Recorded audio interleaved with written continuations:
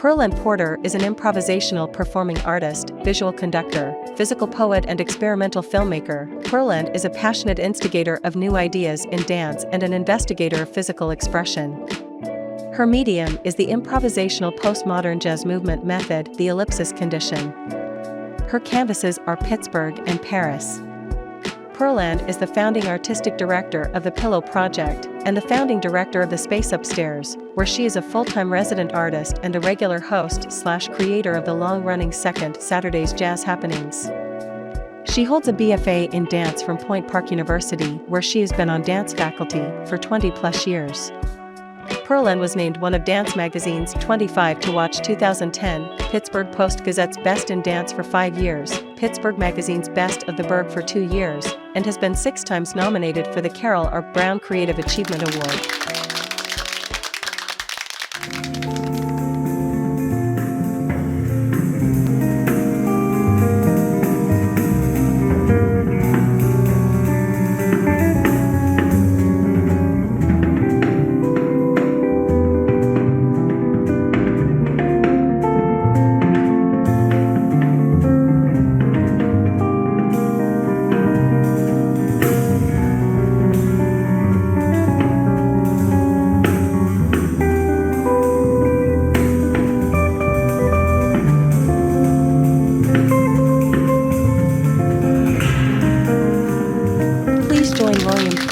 Creator of AtlantaMusicCritic.com, in conversation with Pearlann Porter.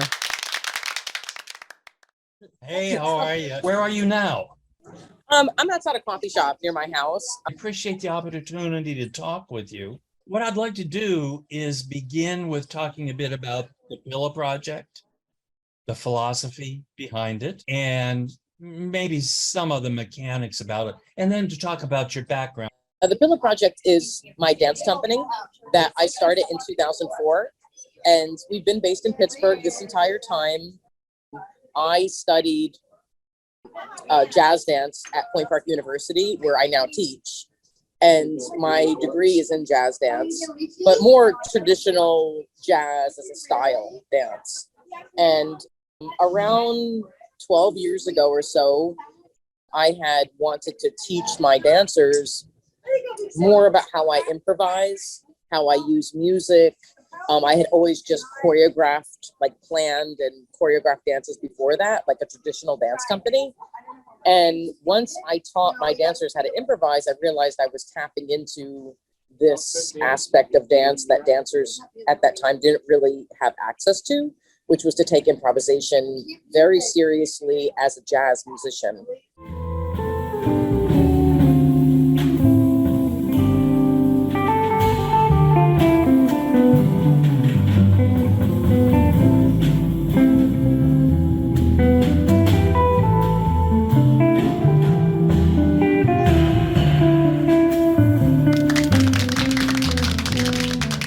We started playing with live jazz music. I've got this wonderful space at the Space Upstairs where we have these big jazz happenings. What you saw at the Playhouse, but imagine surrounded by coffee tables and couches and swinging light bulbs and live jazz music with a bar. And it's just like this whole space where dance coexists with live jazz music. And we wound up touring Europe with it. We work with jazz musicians, jazz poets.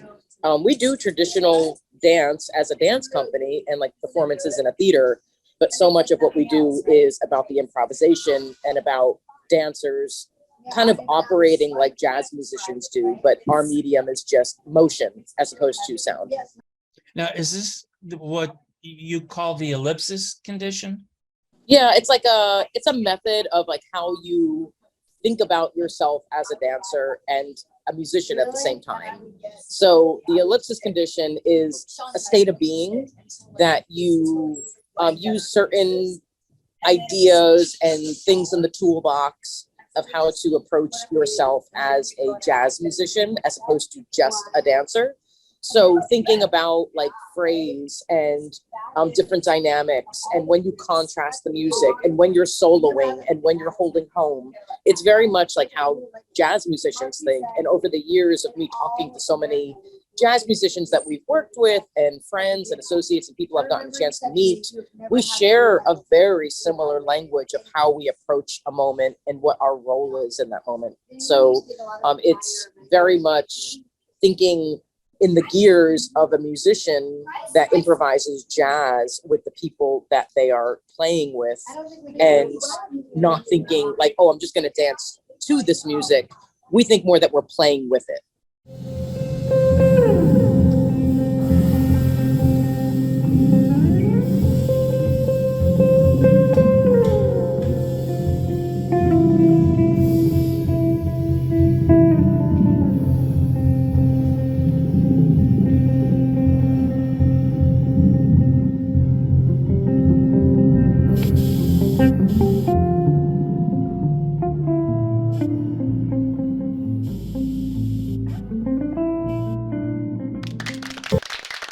That clearly comes across in the performances. You can see that often, for example, in traditional dance, you can see one step is setting up another step. See that, at least to my eye, in your performances. It seemed to me that the dancers were, in fact, separating any cognitive function, cognitive executive function, if you know what I'm saying. I'm a psychologist, so it makes sense to me. I don't know about you, but anyway, so they're not processing and thinking, I'm going to do this. They do this. Is that right? Yes. So I always say famously, like, we don't know what we're going to do. We know what we do, but we don't know what we're going to do. So you have a sense of, they're all very skilled dancers. They all have dance degrees. They're all very, been dancing since they were little kids, and myself is included. We know what we do. We know how to move. We know how to react, but we're not acting off of choreography that we learned and sort of demonstrating it to the audience or exhibiting it to the audience. We are live. We are playing live with what we hear, the same way the jazz musicians are. They might know the tune that they're going to play. They know how to play their instrument. They certainly are skilled at playing their instrument, but do they know each note that they're playing? No, it's not like the symphony where they're playing off of sheet music. And, metaphorically speaking, we're not dancing off of sheet music. We're playing live. And a lot of times when you see improvisation in the dance world, it's what I refer to as noodling around, like people just moving and they're exploring movements. And it looks very much like they're kind of searching and making it up. And, it can be very lovely to watch. Sorry, there's a plane. And it could be very lovely and interesting to watch, but I don't really feel that connection between what I see and what I hear. And there being that direct, like the dancers are embodiment of another aspect of music that's playing with the band. What you saw over at Point Park University, we were dancing in front of the musicians, but very often, especially when we tour Europe on these tiny little stages, we're in with the musicians. Like, I can hold my hand out and touch the bass and the piano, like right there. And being a part of the band, you have a responsibility and a role, and you must be present. You can't be operating off of, things you've done before. You can't make assumptions. You must be fully present and engaged and be listening and constantly asking yourself, what is the moment need from me? What is this moment ask of me? It might be stillness. It might be a little bit of chaos. It might be to just establish something and keep going for it. It's the discretion of the dancer, just like it's the discretion of the musicians. What does this moment need of me?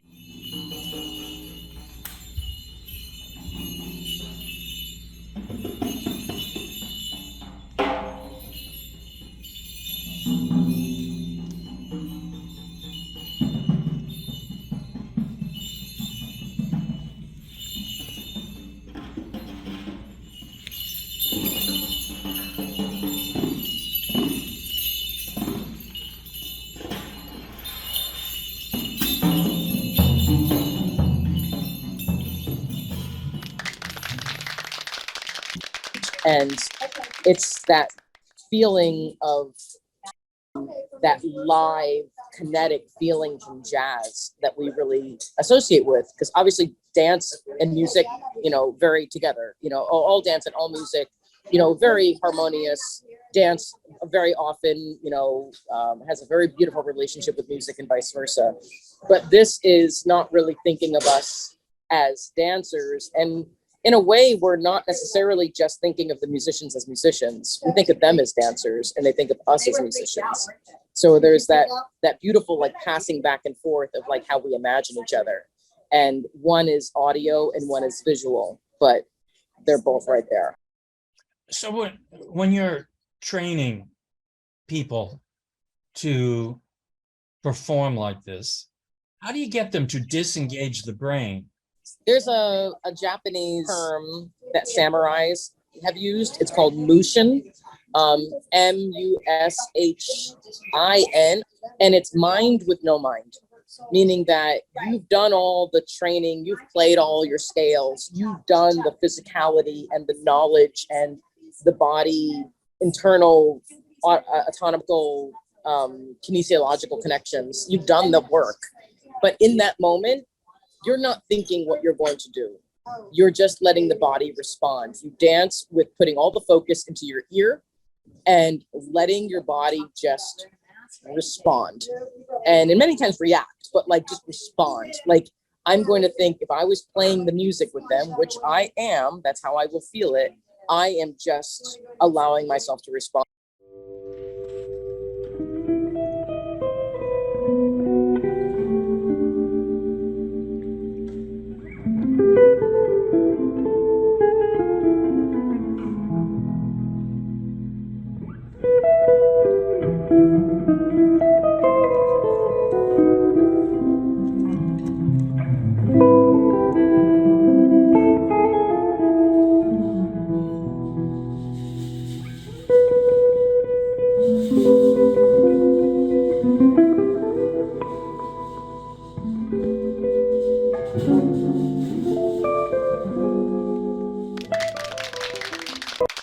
It does take some training. The dancers want to know what they're going to do. Most dancers, and I teach this at Point Park University as well, some are very resistant to it. And not because they don't have the ability to do it, but they appreciate dance that's a refined craft. They appreciate, like someone playing in an orchestra, they appreciate the right and wrong of it and the honing. That's a big part of like it for them. So some dancers are the same. This isn't for everybody. But some dancers, this speaks to something in their soul that if you talk to a dancer afterwards and you ask them what they just did, none of them could tell you what they just did. They could tell you how they felt, and they could tell you how they felt in connection to what they heard, but they could not tell you what they did. And they're not mindless, but they are not precognitive of what they're thinking they're going to do. They're not imagining what they just did. They are fully present as much as they possibly can be. And they are trusting. It is shared vulnerability, making an intimacy with each other. And I think jazz musicians understand this too. It's they call it in the zone, or when you're flowing, or when you're in the pocket. You don't have to worry about, is this right or wrong? Is this good or bad? Is this better or worse? It is, are you being authentic? Are you being sincere? Are you being engaged? Are you playing? You're not performing, you're playing. And most dancers don't say like, oh, I played a dance. Musicians will say that. I played this gig. I played this song. We're playing with each other. But dancers don't use the word play, but the dancers in the Pillow Project do. We play. I would imagine that if you take a violinist, for example, because that's what I'm most familiar with, they don't think about the next note. If they think about the next note's going to get screwed up. That there almost has to be a short circuiting between the two arms and the brain. If you're self-conscious and outside of yourself looking at yourself, it's not going to work. And that seems to be what you're describing also. Yeah, it's it's just operating off of feeling mostly. Yes, you're aware of what you're doing. Again, you're not mindless and unaware, but it is operating off of a feeling in the context of a larger feeling.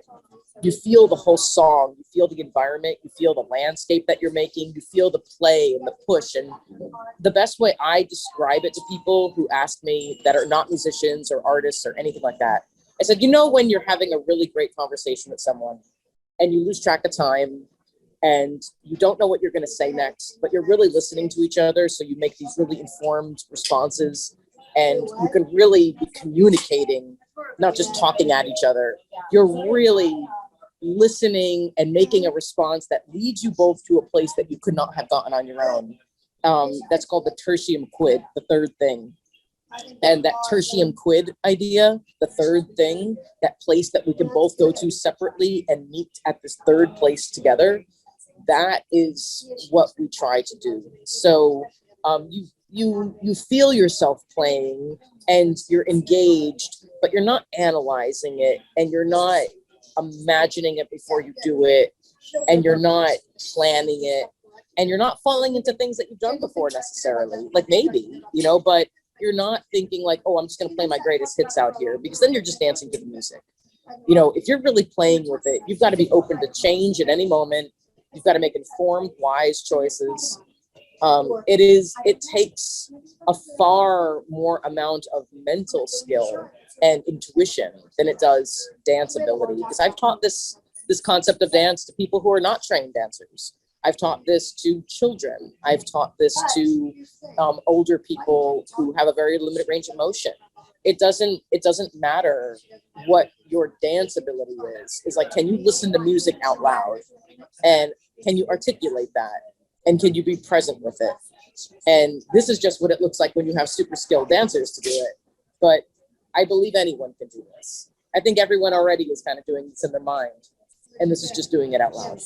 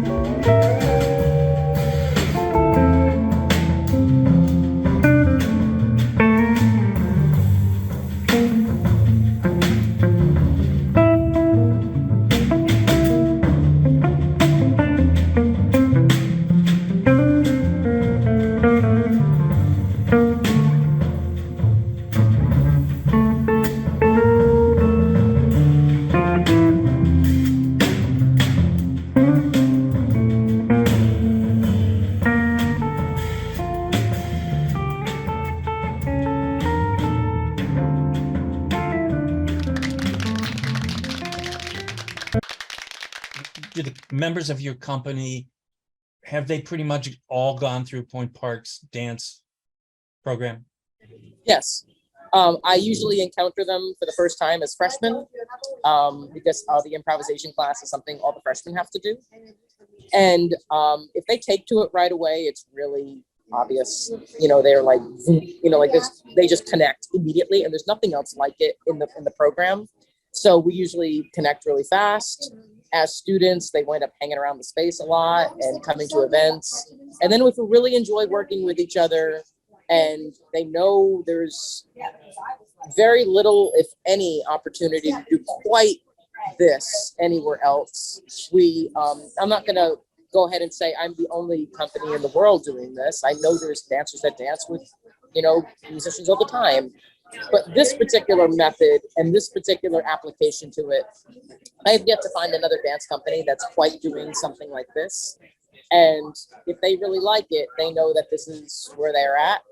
So all of them have, definitely taken to it quite immediately. I've been working with many of them for many years. And there's some people that I've been working with for 15, 16, 17 years now. And they've built their whole careers around this philosophy being a big part of who they are. They do other stuff for sure, but this is a big part of what defines them as a dancer, is being able to be free and engaged like this. And second Saturdays are jazz happening events, happen once a month. They've been going on since 2007, going strong. They happen every month. Normally, this past month was the first time we had to cancel in 17 years. It was the first time that we had to cancel the second Saturday, which was really unfortunate, because there was a lot of people from that Point Park show that really wanted to come out and see it. But circumstances beyond our control, we had to cancel the event. But in normal times, it has become a staple in Pittsburgh. We don't advertise. We pack the house every single month, rain or shine, sweltering heat or freezing cold. It's an old warehouse. It is like nothing else. And if people come, they stay for hours without a phone, just staring at the dance and the music. And everyone has such an experience that they've never had in dance shows. They're like, I'd never gone to see a dance show before, or I've seen other dance shows before, and this doesn't even feel like dance. Do you consider this dance? I'm like, of course I consider it dance. Anything's dance, but it's not a normal dance performance. People will sit there on a couch and watch solos and duets improvise for hours on end. And we actually have an intensive study going on right now at the space, where I have 17 students up there, all current students at Point Park University, that are doing a 3-week program of deep immersive studying into this philosophy. And we're there till dawn. We dance until everyone falls asleep on the couch. Are they employed in non-dance jobs? Oh, of course. I mean, even I have, my side hustle is teaching at Point Park University. It's obviously related, but what I do at the space, no, that's not paying anyone's rent. We do it because there is no other place to do it, and we love it, and it gives back to us as much as we can give through it. We are a project-based nonprofit. We just do what we do. We write grants for bigger projects that we do. Second Saturdays is self-sustaining. And gigs like Point Park, that's great, but that's just a one-off gig.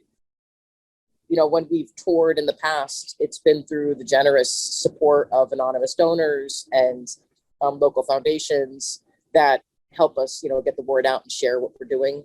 But yeah, everyone's got a little side hustle. Most of them teach dance. They work with something that is related, even loosely, to the arts, because that's, important to them. Pittsburgh happens to be a very affordable city to live. It is low cost of living. So we can invest in things like this. I think if we existed in New York or Chicago or LA or somewhere, no way. I think this is unique to here for so many reasons. Not just that the space upstairs is unique, which is a gorgeous space, that we have a partnership with the building downstairs from us that helps support us and help make us help make what we do happen. But it is unique to this particular place. It could not have happened anywhere else. This idea is born in Pittsburgh for sure. I assume you were born in Pittsburgh. No. At least nearby. No. No. I went to a school at Point Park University. So Point Park University is one of the top schools of dance in the United States, like right under Juilliard. So it is a top tier dance institution, conservatory. And I went here as a student I started in 95.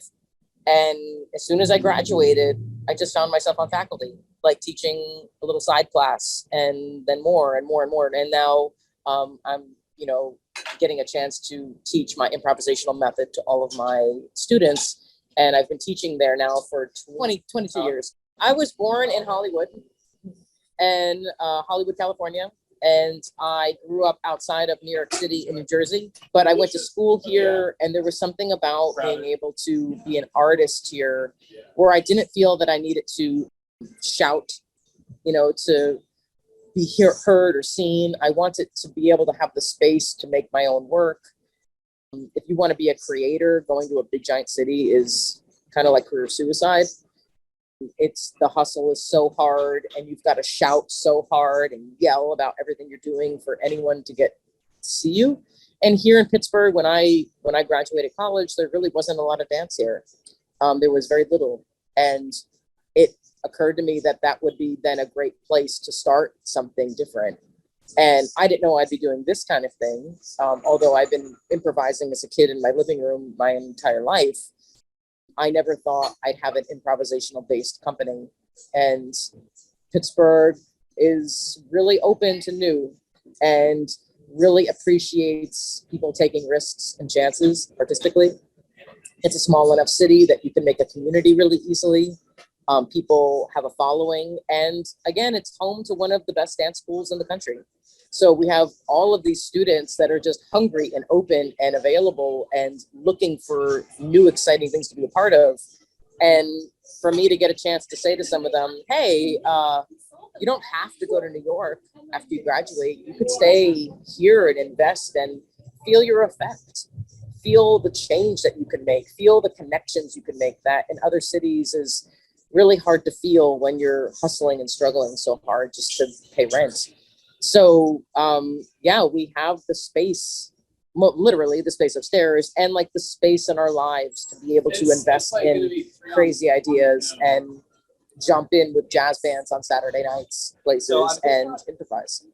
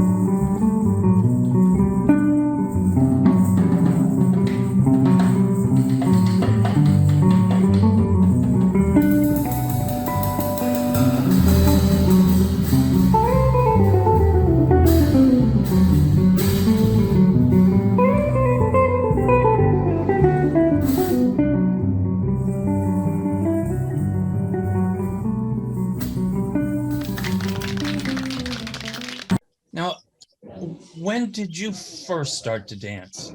Do you remember? I was 3. I don't remember, but I was 3. And And I don't have any memory of that. and when do your first memories start of you dancing? It's hard to say what's a memory and what's me remembering looking at photos and old Super 8 reels.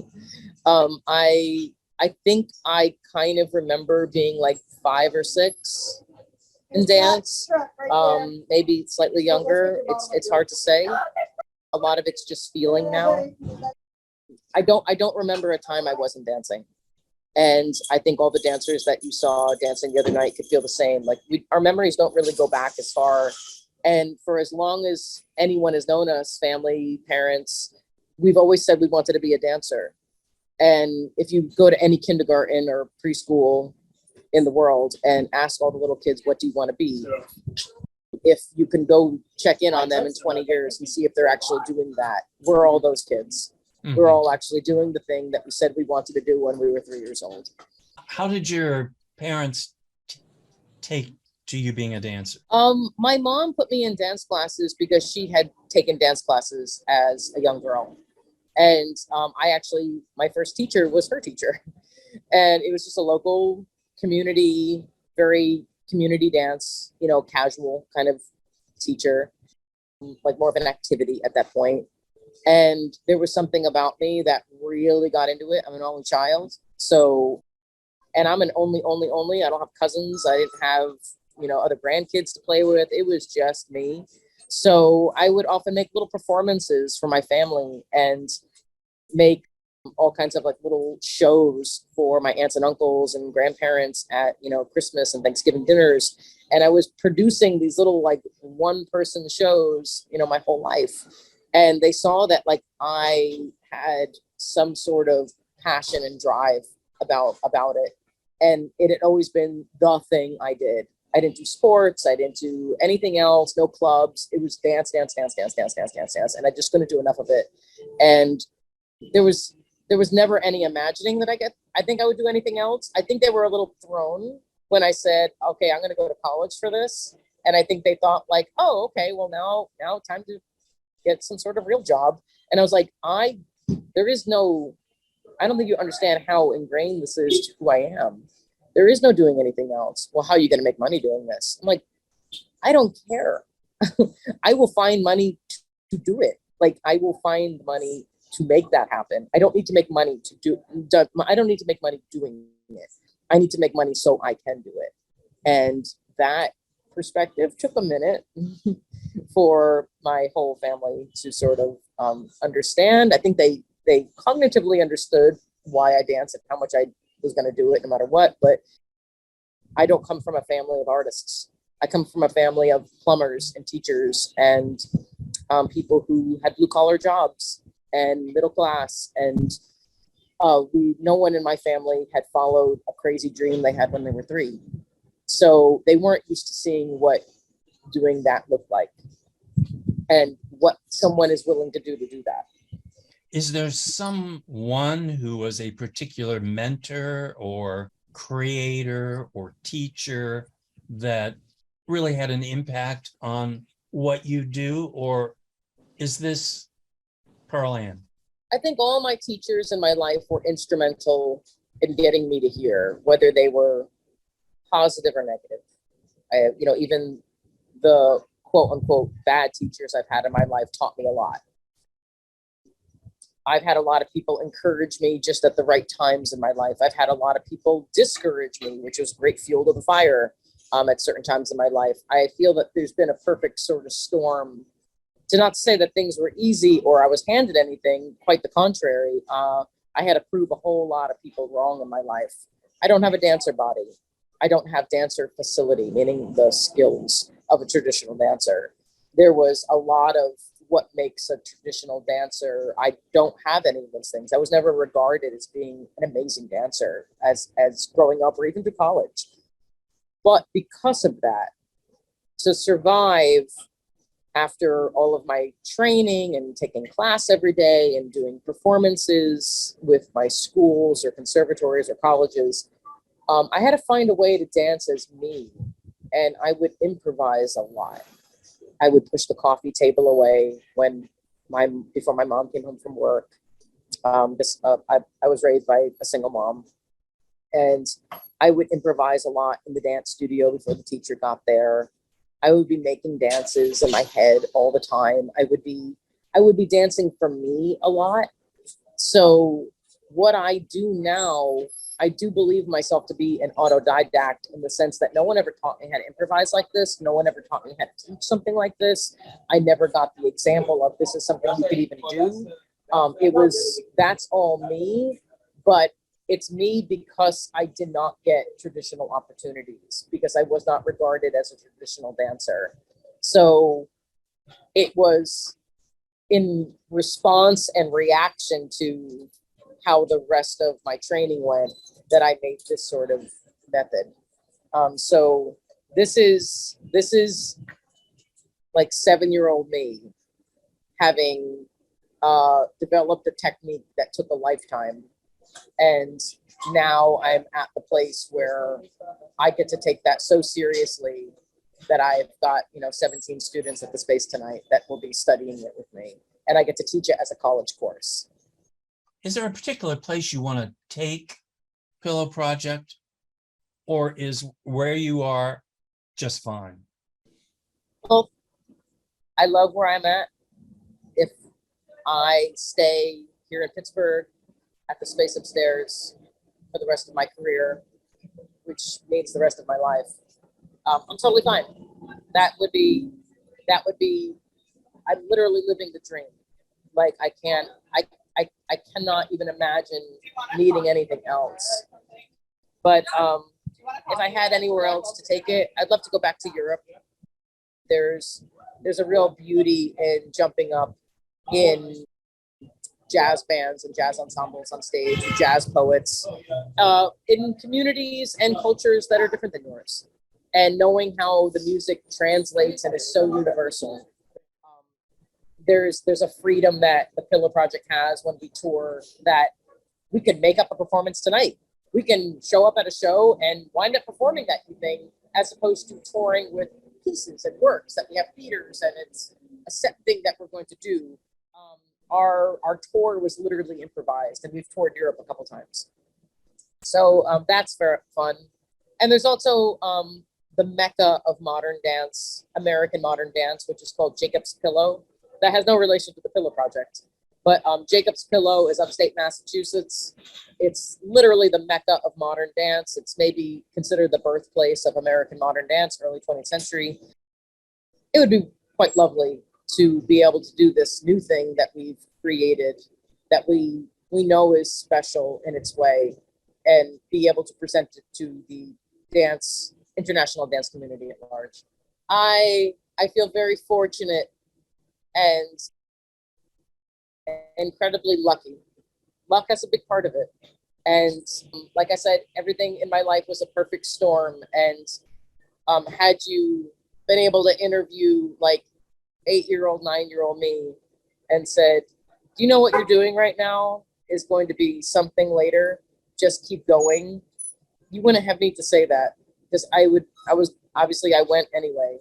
And it never feels like I'm doing anything. I feel like I don't have a job. I feel like I never go to work. I can dance until I'm so exhausted I fall asleep, and I can teach endlessly, and watching people become and discover something about themselves. I would pay to do it. If in another reality, someone gave me this opportunity to have this life and said it's going to cost you $10,000 a month, I would find a way. And the fact that I could do it for free, and every now and then I can, someone gives me money to do it, it seems almost unfair that I get to have this life, that I'm an extension of the 3-year-old me that just had to dance all the time. I appreciate very much the opportunity to talk with you. All right, take Thank care you of so yourself. much, William. Thank you. Have a good Bye-bye. day.